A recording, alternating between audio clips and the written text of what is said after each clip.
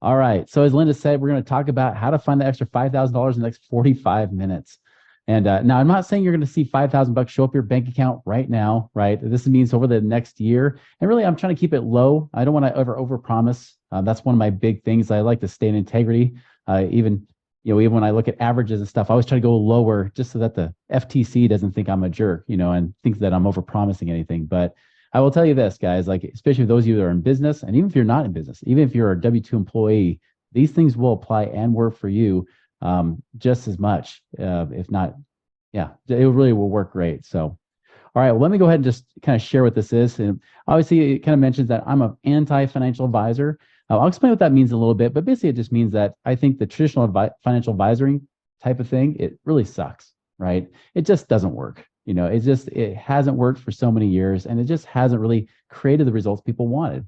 And I used to be one, and since that point, I actually got to a time where in my life where I didn't have to work anymore, and I'll talk about that here in a bit. So, anyways, so really, one thing I want to start out with is this: is although people know me as kind of being in the financial world, more lesser known is that I actually used to be a ballroom dancer. I used to be one of the nation's top amateur ballroom dancers back in the day, about 20 years and 20 pounds ago.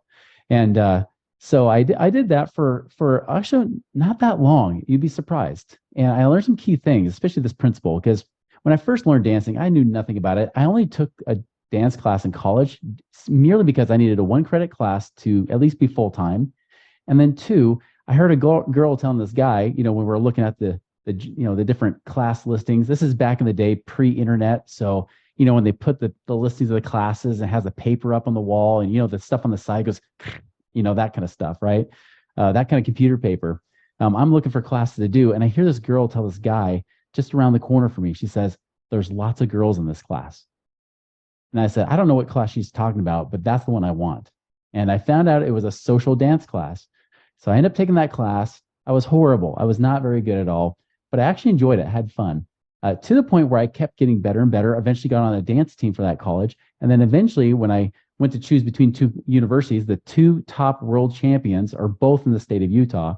So I came to Utah, picked one of those universities and went there. And we were actually one of the world championship ballroom dance teams. So I actually danced on that team for 2 years. Same team that went to Blackpool and won the world championship in both the Latin and the standard dance, right? So needless to say, I loved it. Well, as I was in that journey, and especially when I was here in Utah, I remember I had an instructor, and she says, "Chris, you're good, but you're not great.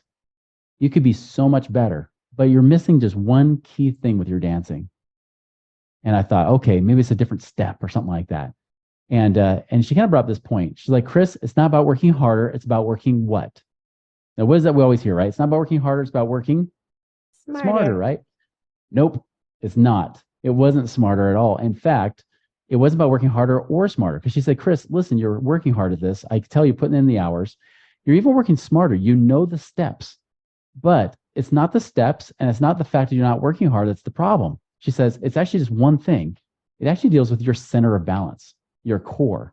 So if you get your core in place, all the rest of it will come better. Your dancing will be crisper. You'll go from just doing okay in competitions to wowing judges and possibly even winning first place."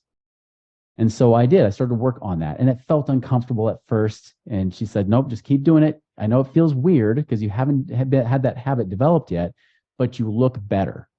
It kind of makes me wonder what I looked like before, right? And I can kind of imagine because I've seen it in other dancers.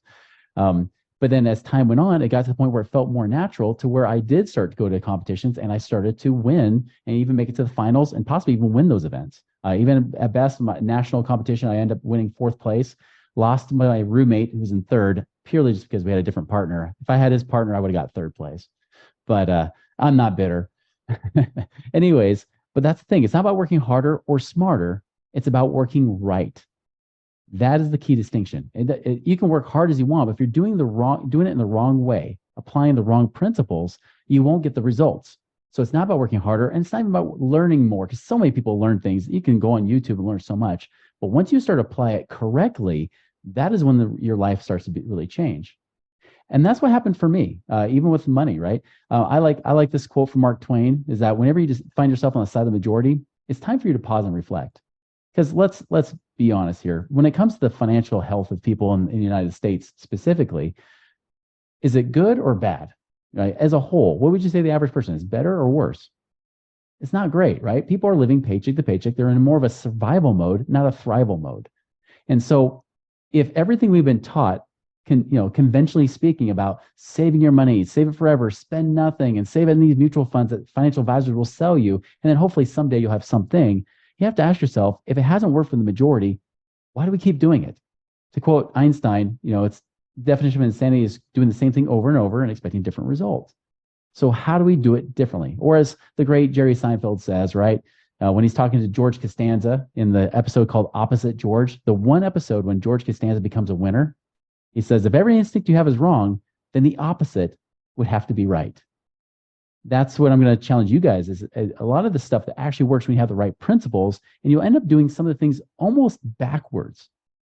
But as I tell people all the time is that, hey, if the mainstream advice hasn't worked yet, why not try the opposite? You probably have a better chance of success anyways, right?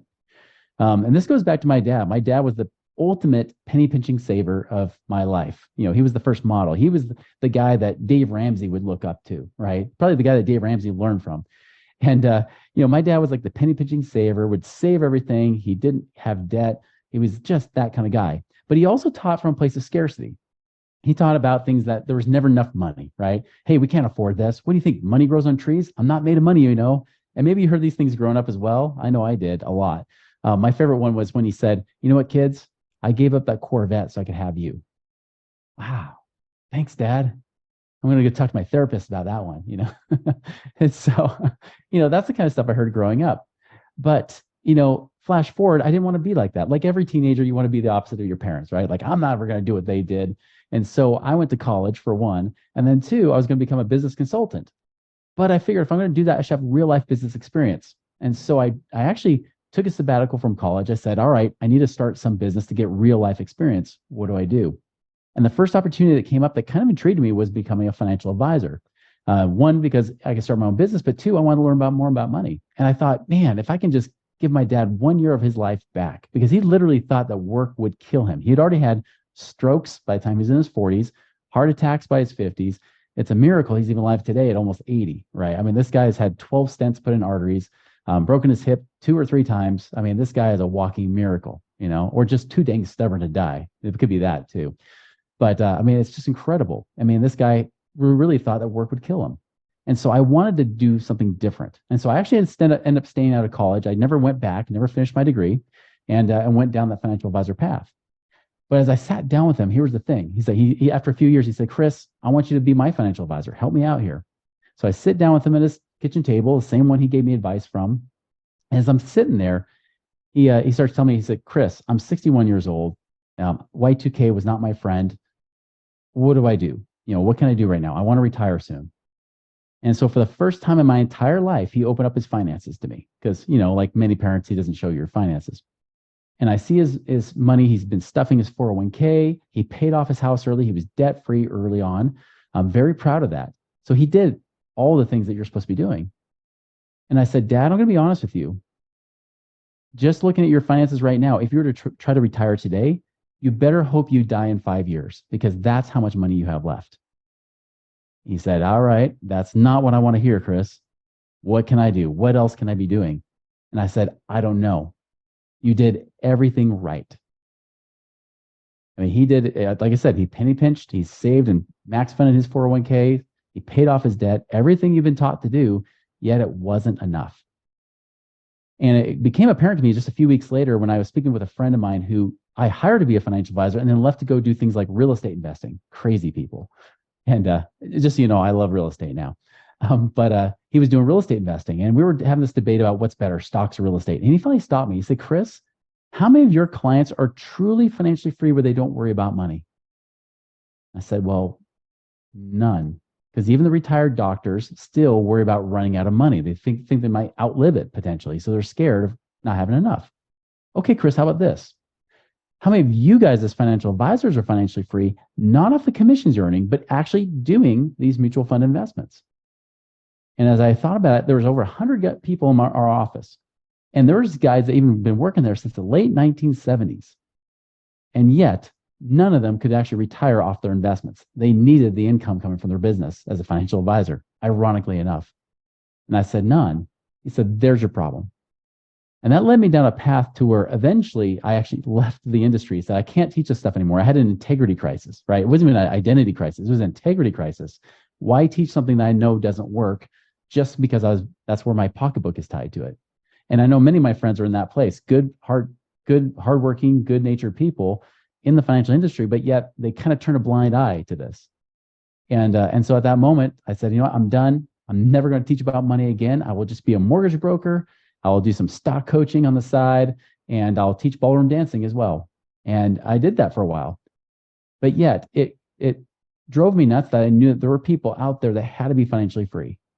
And that's when I actually found some guys that were doing things like real estate investing and other things that, to the point where they're doing these alternative investments that, ironically enough, although it's not the majority, still there's millions doing it, and they're proven to be financially free versus the ones like people that I was coaching as a financial advisor where they weren't. And so that's the path I went down. I actually was able to retire when I was 28 years old. At the very first time, I say twice because I screwed up, because I'm telling you guys, it was an interesting ride, because here's the problem.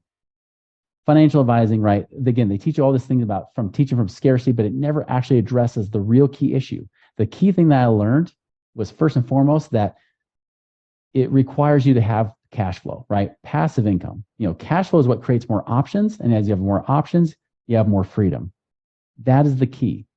Once I went away from that accumulation mindset of a financial advisor, which is save this huge nest egg and then live off less than the interest so I don't run out of money, that scarcity kind of living doesn't work. And then, by the way, what does it do for you in the here and now? What about today? Not 30 or 40 years from now, but right now, kind of like my sign says, right? Live your life now, not tomorrow. How do you get that life today? How do you get those results now? That is where the cash flow comes in. And yet nobody addresses it. They teach from scarcity. They try to help you do the same old thing, which has just created more and more bondage for people.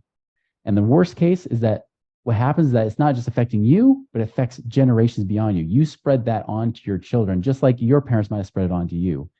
That has to stop. And that's exactly what we're trying to create here, is that cash flow really does create freedom, which is the whole focus of what I'm going to talk about today. And let's be honest, when you have less cash flow, there's more stress. And what do I mean by that? Cash flow is like your profit, right? If you have profit in business, the more profit you have between your revenue and your expenses, the more freedom and options you have. Same thing in your personal life. The more money you make versus what you're spending, the more freedom you have. But here's the great thing. You do not have to live in a cardboard box or live in a complete world of scarcity, cutting out that latte, as some people will teach, or telling you to live cheap and live on rice and beans for the rest of your life so that you have to then, if you live cheap enough, then you can be free, even though you really have to live like a slave in the meantime. And even then, you still and continue to live like a slave, because if you spend 30, 40 years living like a slave, do you really think you can turn that switch off later in that so-called retirement? It just doesn't work. And so we got to have more cash flow, create more freedom. And I'll tell you, even the worst time of my life, financially speaking, I was actually in the hole 16,000 a month, was able to pay off over 900,000 in just 3.5 years. Actually, eventually became, paid off all the debt. I had over $1 million of debt during the Great Recession. So when I say I became financially independent twice, it's because I screwed up the first time. And I'll talk about that a little bit in some of these tips I'm going to give you here. I'm just telling you, though, I don't come from a place of judgment. I've been probably financially worse than almost anybody here.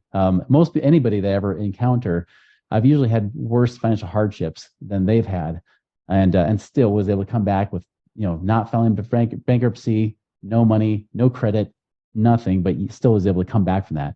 And fortunately, because of what I learned in the last recession, which, by the way, we are moving in another one, even if it's not the exact same, we're still moving into a different kind of recession. I'm telling you that this stuff will work amazing for you, especially if we do move in that environment, because this is the same stuff that got me out. And then, as Linda shared earlier, this is why we've had our average client free up over 34,000, really 35,000. But again, I try to underpromise for the good old Federal Trade Commission, right? So here's the key thing you got to understand first. When I talk about not working smarter or harder, but working right, is the perspective has got to change first. There's scarcity, which we talk about, right? That living of lack, that never having enough, and those kind of things. You can never have enough. It's just like, people that often are savers. They can never save enough. You can never pay off debt fast enough, right? It's always this life of lack or limits. Where in abundance, it's the opposite, right? Is that the sky is the limit. Well, maybe the sky is not the limit. That's abundance, right? Really, you have this limitless potential. You have the ability to create more. It's faith over fear and those kind of things.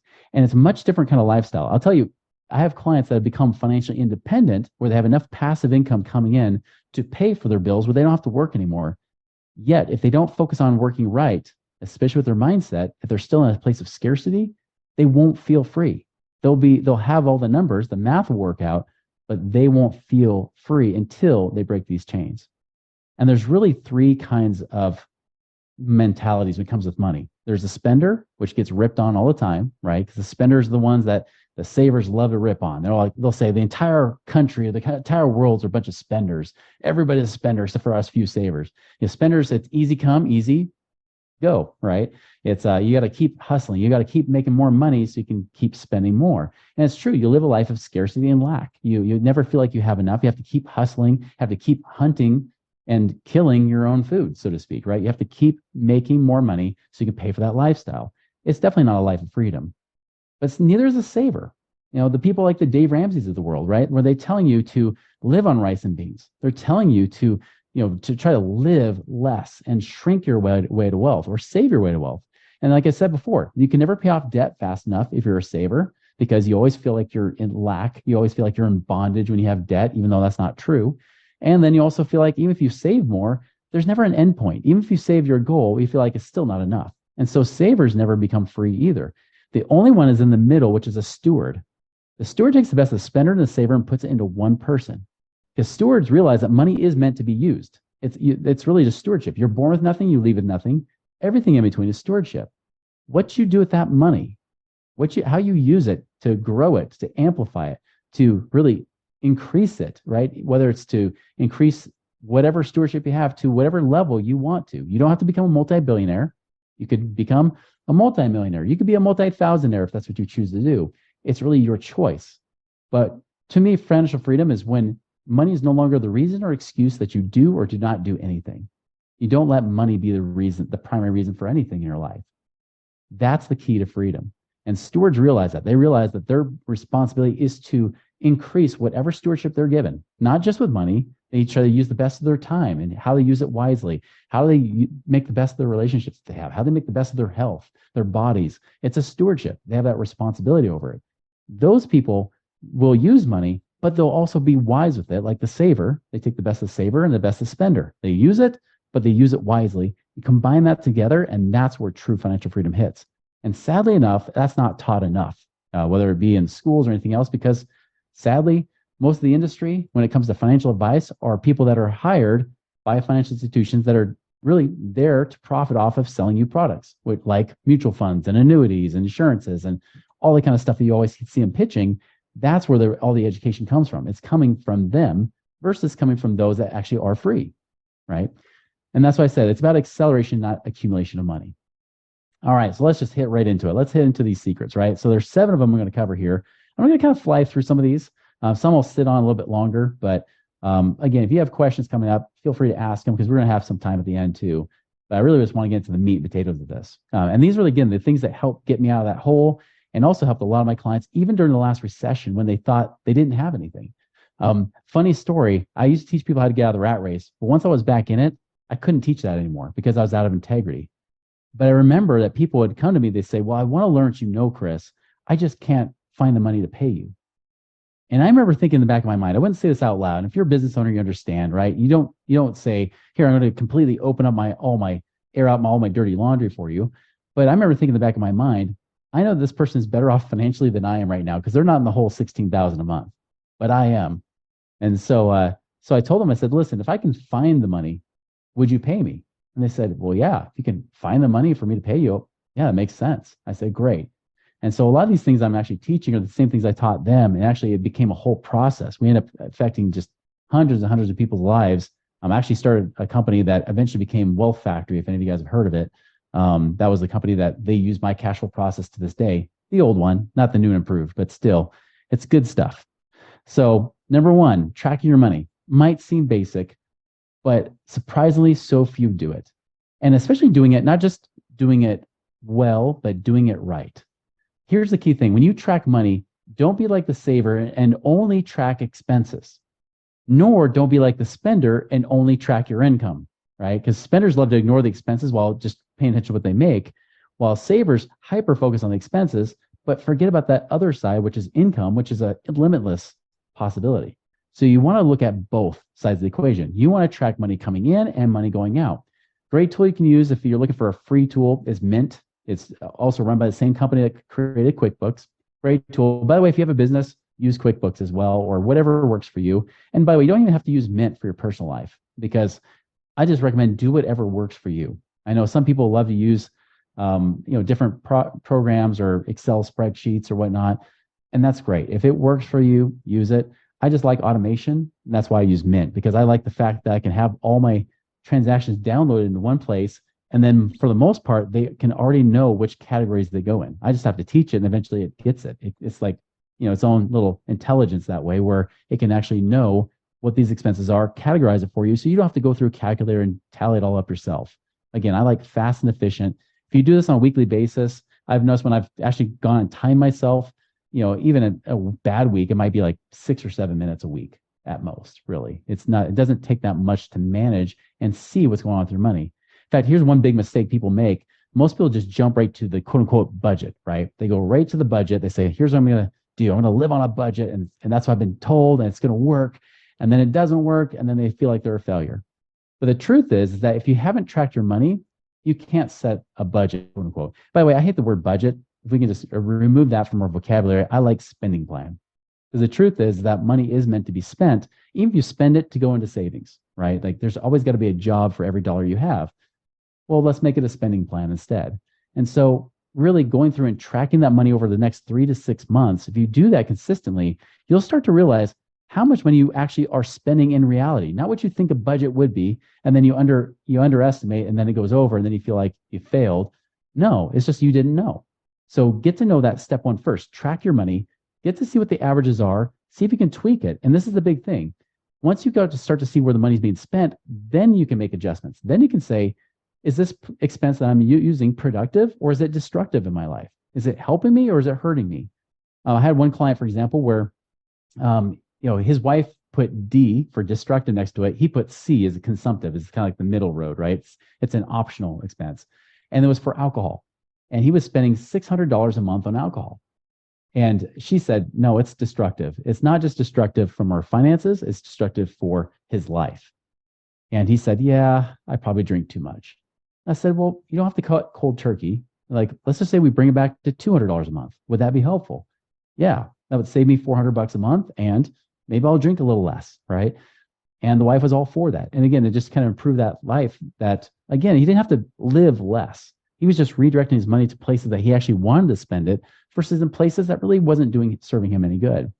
I had one client, her and her husband, they were making $250,000 a year, but they were paycheck to paycheck and couldn't figure out why they were broke. Went to actually track the numbers. By the way, it took them a month to finally do this step. When they finally did it, they found out that they were actually spending $5,600 a month eating out. That wasn't even just eating at home. That was over $1,000 a month. So really between the two, they're spending almost $7,000 a month eating. And they're not fat, by the way, just so you know. It's not like they're overeating. They were just buying a lot of stuff. And I even asked her, I'm like, are you eating lobster for breakfast? What are you doing? She said, well, kind of. Actually, that's not far off the truth. So I said, let's cut this back. Let's make this only $1,000 a month for eating out, which I know for many people, that would be an amazing budget, or spending plan for. So I said, let's make it $1,000 a month. She did cut back, saved her $4,600 a month on the eating out. She actually ended up saving a little bit of money on the groceries, a few $100s a month there. So in total, she would save almost $5,000 a month just for food. Then, of course, we save them on taxes. We'll talk about a little bit, and then some other things. We saved them like $70,000 that year. I mean, you can imagine what that does with $250,000. It was like a life changer. And again, their life didn't have to change. Even when I have people that tell me, they say, oh, I'm just too busy to do this. I had one woman, she's a graphic designer.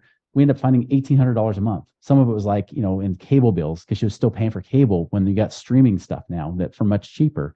Just switching things up like that, even within her own business too. Some of the expenses she was spending on that were subscriptions or monthly charges that just weren't being used. Great. Well, let's get rid of those.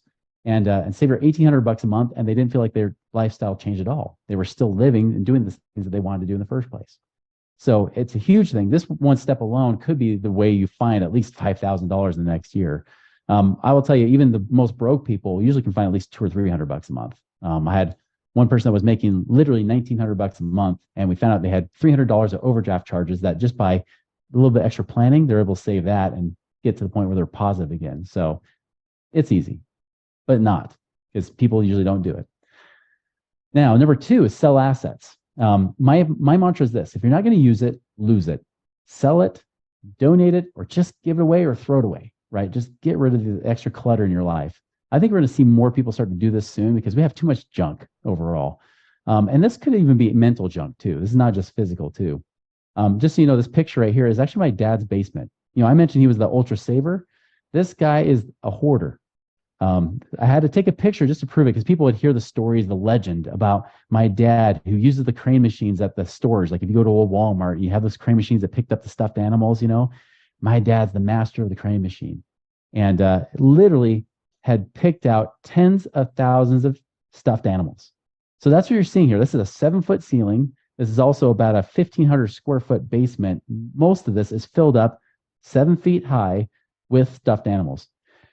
Fortunately, he had a flood recently, so it's now less, and now it's in, I would say, no fewer than about 20 humongous yard trash bags that they've got him in. So he's whittled it down a little bit just out of necessity, but it's crazy. It's insane. So, we always told him, like, Dad, what if you were the one that actually bought a crane machine and, filled it up with your stuff? You probably would make more money than what you spent, because he's the kind of guy that would spend $10 or $5 for 10 grabs and get out 9 Beanie Babies, back when Beanie Babies were cool, right? I mean, that kind of thing. So again, what can you get rid of?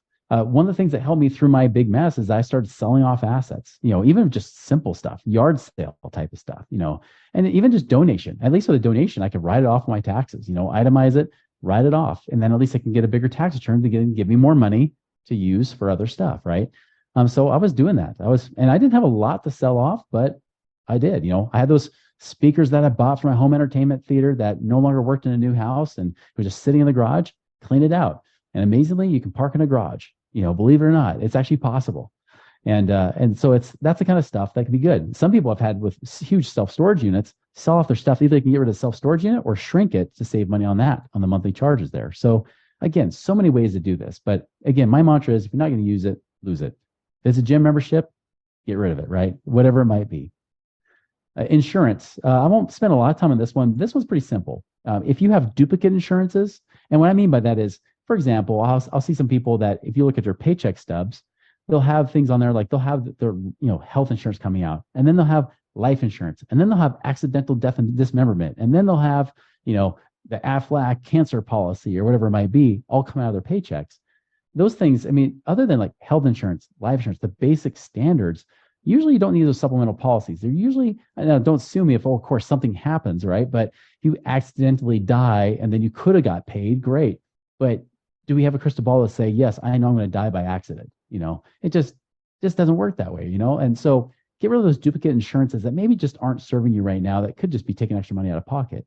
I had one guy where we actually do some life insurance strategies within our company too. One guy was paying $900 a month for his insurances. We were able to reduce it to almost nothing. Actually, I think it was over $1,000 a month. That's why we saved him $900 a month. So it actually, he was spending over $1,000 a month, went down to $100 a month for his insurance costs on the life insurance side. So a lot of different things you could do here. Another key strategy as well is if you have auto insurance, homeowner insurance, renters, whatever it might be, increase your deductibles. If you increase the deductible from like $250 to $500 or maybe $1,000 or so, you'll start to realize that your premiums will come down, which could even allow you to buy more catastrophic coverage versus paying for the small stuff. Because let's be honest, if we're going to put the insurance company on the hook for something and we're risking our rates going up, let's make sure we put them on the hook for the catastrophic things in life, not for the thing that costs us $500, right? That kind of thing. So there are lots of ways to free up money there. Taxes. Just out of curiosity, how many of you guys actually have a business or even a side hustle? Okay, got several hands raised. Oh, perfect. Okay, so I love this meme just because it's awesome, but it's true. Many times, most people have, if they have an accountant, I do find some people that do their own taxes, and that's usually not productive unless you're an accountant. But for the most part, when they're using an accountant, they're not like a proactive accountant, right? Many people will just get an accountant. It's almost like an order server. It's like you send them their numbers, they tell you what your tax bill is or what your tax return is. You pay them, you get your return, or you pay your money, and that's it. But never like proactive. And so when I started really learn about tax strategies to use, and again, I'm going to say this as a disclaimer, I'm not a tax accountant, but sadly enough, people learn more from these next few minutes than they ever learn from their CPA sometimes. But there are strategies you can use as a business owner, especially. So for example, what kind of corporation do you have? Do you have an LLC? Do you have an S corporation? Are you a sole proprietor? There's a lot of myths out there, even from accountants. They'll say, I remember hearing one accountant tell a dentist, he said, listen, unless you're making at least $500,000 a year, you don't need a corporation. Two big problems with that. One, that's a liability risk, because if you get sued, that means your personal assets are at risk. But then two, the other problem is that this guy was overpaying tens of thousands of dollars literally because the accountant had that opinion. Because the truth is, if you're making at least, I would say at least $10,000 a year, aside from the liability, of course, right? There's tax savings to be had here. And so for him, it's like, no, you're making, in his case, I just said, if you're making $300,000 a year, and if you have it as an S corporation where you get paid as two different ways, you get paid as an employee of your business, but you also get paid as the employer or the owner of the business. I said, well, what if you only paid yourself $100,000 a year salary with $200,000 of that $300,000 as owner draws? The difference is that the owner draws don't pay any Social Security tax. So you're saving yourself big time money. And at that time it was 3% at that time, right? It was 15.3%. So if he has $200,000 that he's no longer paying 15.3% on, he just saved himself $30,000 a year. Now you still pay it on your employee side, but that's the thing, is you find a justifiable wage for you in that profession for being the employee of your business. But then when you act as the business owner, where you're working on your business and those kind of things, you get paid better tax rates.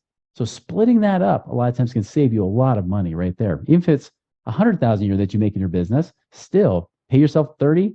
You end up, taking out 70,000 as an owner draw. That still saves you, even in today's bracket, they'll still save you at least, for most people, $5,000 plus a year.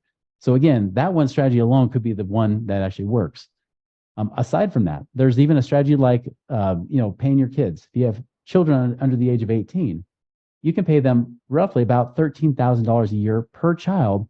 They pay zero tax rate. However, what if you pay them that money so that it pays for the things you can't write off? Things like their own clothes, right? For their school activities or sports activities or extracurriculars, things like that.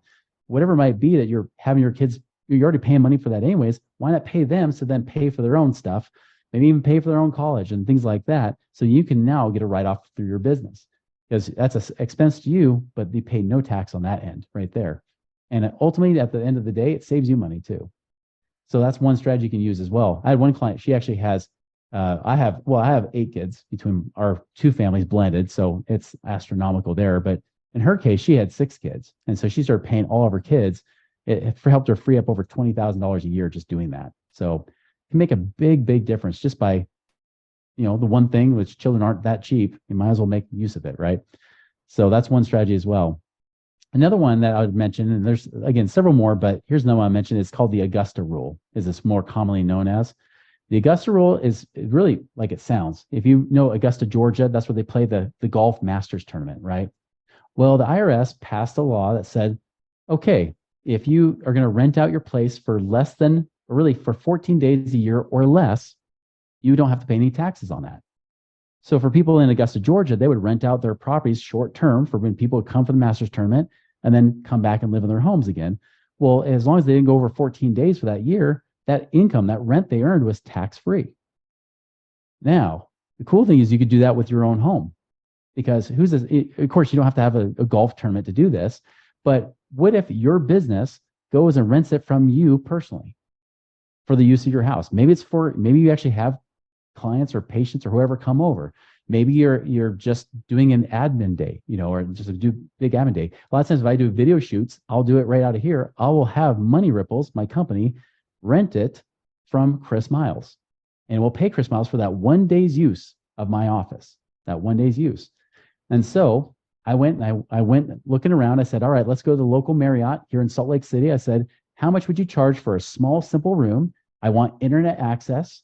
I want to, have the ability to have food there.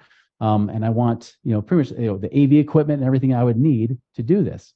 And they said, oh, that would be about $2,200 for the day. I said, awesome. Thank you. Got that quote, kept it as proof. And now I pay $2,000 for the day's use of my home, because As a result, I can do all the same things. I can either rent it from a hotel, do the same thing there, do a video shoot there, or do my own client meetings or my admin there at their own meeting room, or I can do it here. And again, the IRS has fully approved that kind of thing to be done.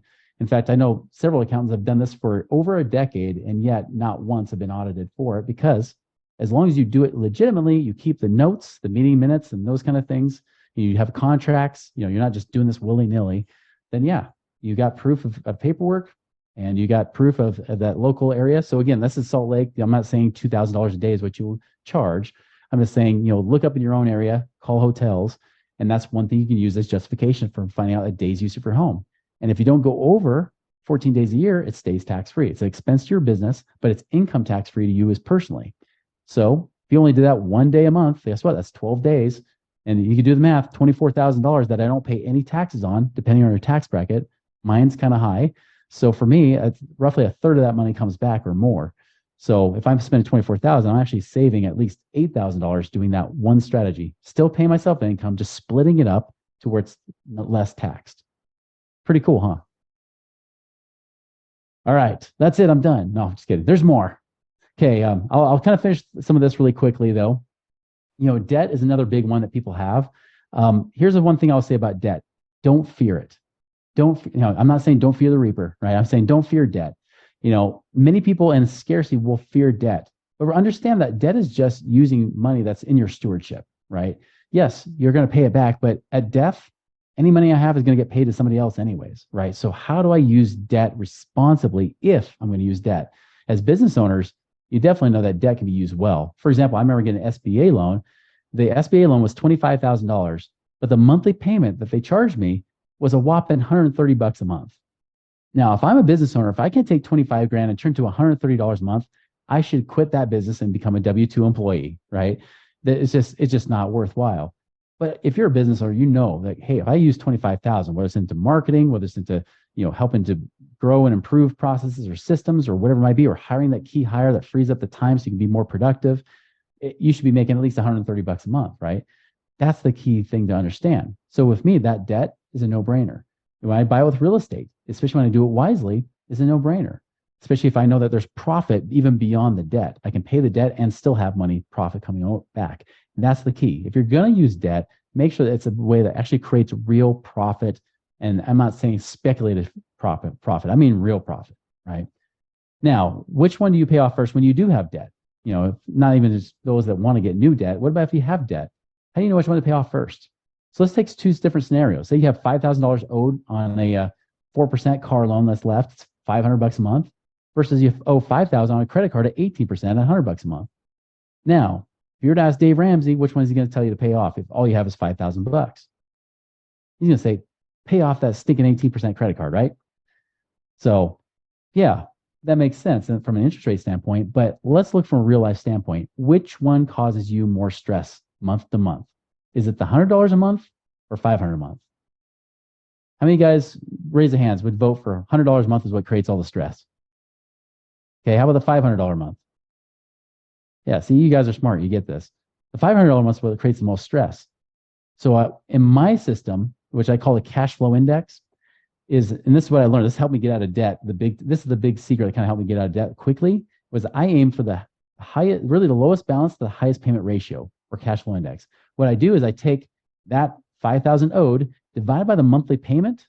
So 5,000 divided by 500 is a 10, or the 5,000 divided by 100 is a 50. The lowest index I pay off first, regardless of the interest rate. Now, if the indexes are tied, yes, I will go for the highest interest rate. That's my tiebreaker.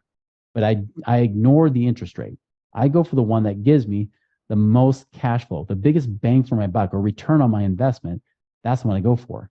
Because think about it. In life, nothing ever goes perfect, does it? Because you might have an unexpected expense. Maybe there's a reduction in income for 1 month compared to the other, whatever it might be. You would much rather be paying $100 a month versus $500 a month, right? That's the reality. So, and even with that 18% credit card, great. The $500 a month you just freed up, you can always take it $600 a month. You'll pay it off within a year anyways. And that 18% makes almost nil difference within a year, especially when there's aggressive payoff happening.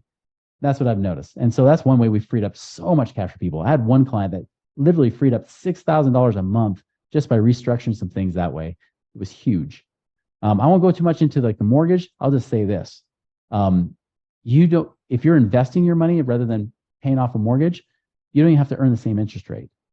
It's a kind of a cool concept. I have some other videos on it. There's one podcast I have on my Money Ripples podcast channel you can look up called The Miracle of Simple Interest. That actually talks about how you can be earning, in this case, about 3.5% and still make more money than that 7% mortgage you paid on. So there's kind of cool thing there. So I'll skip past that here, but it's pretty cool. All right. Now let's get to the income side, right? The other side of the equation. Active and residual income is a great way to go about it. Active investments, and when I look at the real estate side or even the business side, you have things like wholesaling or fix and flip. In the real estate space, that's an active business. That is not passive investing. Even with land leases or doing note investing and things like that. A business or a franchise could be a great option as well, but it's definitely not going to be a passive investment, right? We've got, I've had people interviewed on my podcast. They talk about franchises quite a bit. And it's amazing that you could be part-time in that franchise by managing it instead of actually working in it and still generate potentially 6 figures a year within a year or two. I mean, that's a pretty amazing rate of return when you think about it. So even if you paid $200,000 for it to make $100,000 a year, that's a great rate of return. I can guarantee a financial advisor can't compete with that. Does it require some time and energy? Yes. But could you leverage more cash with, and create more with less? Definitely. Storage units is another great way to do it. Airbnbs or rentals, short-term rentals, things like that. Again, there's so many ways to do it. Even within your own business, if you have a business, I mean, there's a lot of things you can do to sometimes generate some other streams of income, right? Maybe there's some ancillary services that you have. I know in my business, there's occasion where we'll have a joint venture. I'll say, great, I'll be the referral source. I'll connect you with people. And if it's a service that helps my clients, great. I get a kickback. I get a referral fee for that, right? And vice versa. It can even happen the other way. I know if people sent me referrals, I don't mind paying them a referral fee either, as long as I'm legally required or able to do so. So there's a lot of different ways you can create stuff, even monthly memberships and things like that, or even like if you have online digital type of products, great ways to have it's kind of the semi-passive or residual type of income. But again, I like multiple streams of income, right? And I love this quote by Warren Buffett. It says, if you don't find a way to make money while you sleep, you're going to work until you die. So I know I have one of my friends, it's funny, he was an active real estate investor. And of course, he's like, wait, show me how the heck your client was able to make $19,000 a month. Well, a big part of it is really doing these 3 things I've talked about. Get lean, which we talked about already, especially with tracking money and adjusting that with some of these cash flow things. Get liquid. So get your money liquid and available. One thing that would have kept me from going in the hole so badly in the last recession is if I had actually had more savings. I had a 6 month reserves, but I didn't have enough for everything going on, especially with that kind of big market adjustment, especially where I had started a brand new business in 2007, right at the peak and then becoming the valley. So make sure you're liquid with cash and then find ways to get your money out of cash. Like get out of prison. That's one way to get liquid, right? Can you get out of equity of your home if it makes sense? Can you get the money out of, stupid retirement plans or whatever it might be, or locked up in those places? Can we get it out and then use it appropriately to then create more passive income? So passive investments could be things like, here's one that doesn't require any money, authorized user. If you have a credit card where you've had a clean credit history on it, you could actually find someone who does need credit help. This actually helped me myself personally when I was trying to buy a car and I had very limited credit because I was in my 20s.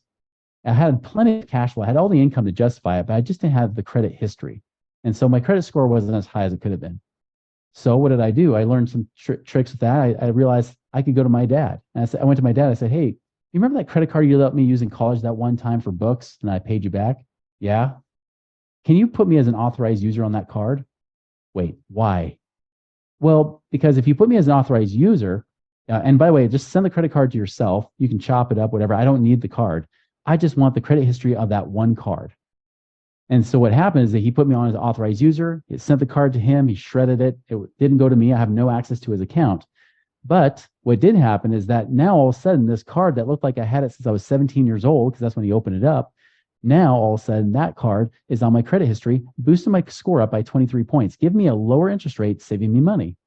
There are actually people out there willing to pay to say, if you can help me boost my credit score to save on my mortgage interest, especially right now where it's getting crazy, or saving on any kind of loans or interest that way, just give me a better credit score and history. Some people will be willing to pay you for that. And so that's a thing you can actually do. And I've actually done it. I've even, not only paid for it myself, but then I've even been the one that I've had people pay me on that end. Affiliate, I already mentioned that. That's another way to do it. Lending, you can lend your money like you're the bank, whether it's for short-term type of things or for long-term. I just sent off money this week for a guy that says, hey, I just need $50,000 for the next 3 months, just until we close on the sale of our building, and then I'll have all the proceeds from that sale. He already had the seller in place. He just needed the extra cash to kind of help things along in the meantime, because he was, not renting it out in the process. So I sent him $50,000. I get paid 15% back, or 15% per year. So after 3 months, I basically get paid about 4%, So things like that. Turnkey real estate rentals, where I don't manage the properties at all. So I buy these properties. Somebody else helps me find them in the areas that I'm looking at, mostly in the Midwest, Southeast, not in the Western half. I can then have them property manage the property for me. So I just get paid their profits after it's all said and done. Made great money off that. I mean, even 5 years, I had a Memphis property that in total paid me 300% returns just on my money there. Way better than if I had it in the stock market. Syndications, where you can pool your money with other investors, put in different places, even places like oil and gas. You can put in self-storage, even like some of these other things like mentioned senior living and so forth. Lots of ways you could do that and still get double-digit returns. Tax liens, potentially, life settlements. You can actually get paid by essentially paying somebody's death benefit early, but paying a fraction of it. So there's people that are aging that say, I'm out of cash. All I have is this life insurance. Hey, I have $1 million life insurance policy here. Would you pay me $400,000 now? And then I make you the beneficiary of the $1 million. Now, the good news is this is done through brokers, so you don't actually know the person. So there's no incentive to, so that's all done privately that way, but you can actually do that. You can actually make money off of helping people out by giving them cash today versus waiting for death to get paid. So there's so many different strategies you can do, more than I can even cover. But just know this, is that once I realized this world was available, my life changed forever. That's what really got me out of the rat race, was seeing that I could actually get my money working harder for me, so I don't have to work so hard for it. Awesome stuff. I would just say this, if you guys are ever curious about how much passive income you can make in the next 12 months, my website, moneyripples.com, has got a calculator on there you can just take for free. It actually will calculate it just like my brain were in it, because I literally put my equations in there. You can actually kind of figure out what your situation would say or suggest for creating that just passive income on that front, getting your money working harder for you. So anyways, I'll just kind of wind up by saying this, is that, again, cash flow is what creates freedom, right? Cash flow creates more options. And when you have more options, that's when you're more free. I'll kind of finish this. Like, my dad did live longer than 5 years, and he's had to stretch out every dollar. And I was actually just on the phone with him the other day, and he started, we're just talking about life. And he said, Chris, I can't even understand your life. Like I was never able to accomplish that, because I always had to work hard. I just put my head down. I worked and I worked and I worked. And now I'm bedridden. I can't even, really get out of bed without the help of a nurse, that kind of thing. And he's like, my life, I wish I had my life back so I could live the life that you're living today. And I don't say that like to brag or anything like that. It was interesting to hear my dad say, because he's not the kind of guy to freely give compliments that often, right? But just for him to say, I'm proud of you. Like, I wish I could have gone back and done the same thing. And the good news is that, we can all work hard like he did. You can even try to work smarter like he tried. But essentially, it always comes back to working right. When you have the right principles applied with the right strategies, that 1-2 punch, that's when it works together.